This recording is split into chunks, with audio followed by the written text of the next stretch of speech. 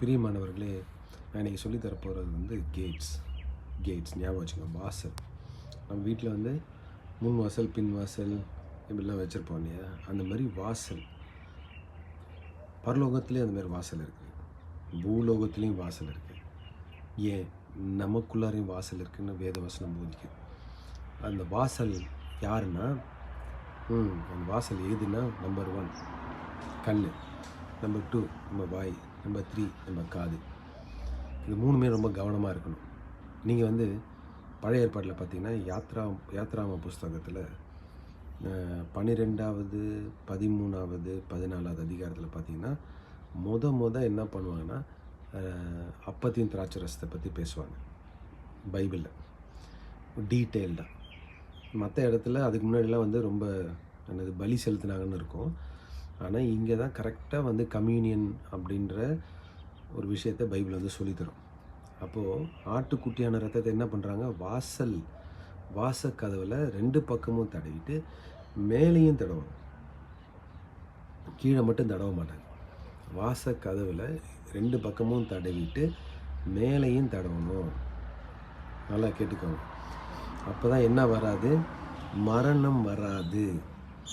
உங்கள் வாசல் காதில், உங்கள் கண்ணில், உங்கள் வாயில் ரத்தம் தடவி இருக்கா? ரத்தத்தை பற்றி நீங்கள் பேசுகிறீங்களா? இயேசு கிறிஸ்துவின் ரத்தத்தை பற்றி கேட்குறீங்களா?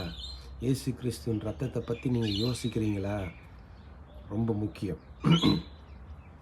அப்படி நீங்கள் பண்ணிங்கன்னா எகிப்தியருக்கு வர பண்ணின ஒரு நோய் கூட உங்களுக்கு வராது.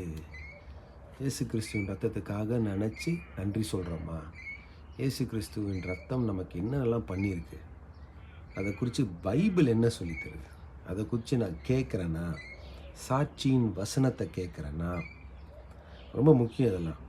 இயேசு கிறிஸ்துவின் ரத்தத்தினாலும் இயேசு கிறிஸ்துவின் ரத்தம் எனக்குள்ளர செய்கிறது, மற்றவங்களுக்குள்ளர செய்கிற அந்த சாட்சியின் வசனத்தை நான் கேட்கிறபடினாலும் இவர்கள் பிசாசை மேற்கொண்டார்கள் என்று புஸ்தகத்தில் எழுதியிருக்குது, கடைசி புஸ்தகத்தில். புரியுதுங்களா? இதெல்லாம் வந்து பைபிளில் இருக்குது. அப்போது வாசல்களில் ரொம்ப முக்கியம், இதெல்லாம் ரொம்ப முக்கியம். அப்போது அப்பமும் திராட்சை ரசமும் நீங்கள் சபையில் சாப்பிடும்போது இதை குறித்து நீங்கள் வந்து யோசித்து நீங்கள் சாப்பிடலைன்னா, அதுதான் 1 கொரிந்தியர் புஸ்தகத்தில் 11 அதிகாரத்தில் எழுதியிருக்கிறாரு. நீங்கள் இப்படிலாம் சரியாக பானம் பண்ணாதனால நீங்கள் என்ன பண்ண, நிறைய பேர் செத்து போயிட்டீங்க, நிறைய பேர் நோயில் இருக்கிறாங்க. அதெல்லாம் இதுதான் சொல்கிறாரு. கவனமாக கேட்டுக்கோங்க. கர்த்தருடைய ரத்தத்தை தியானிப்போம். காட்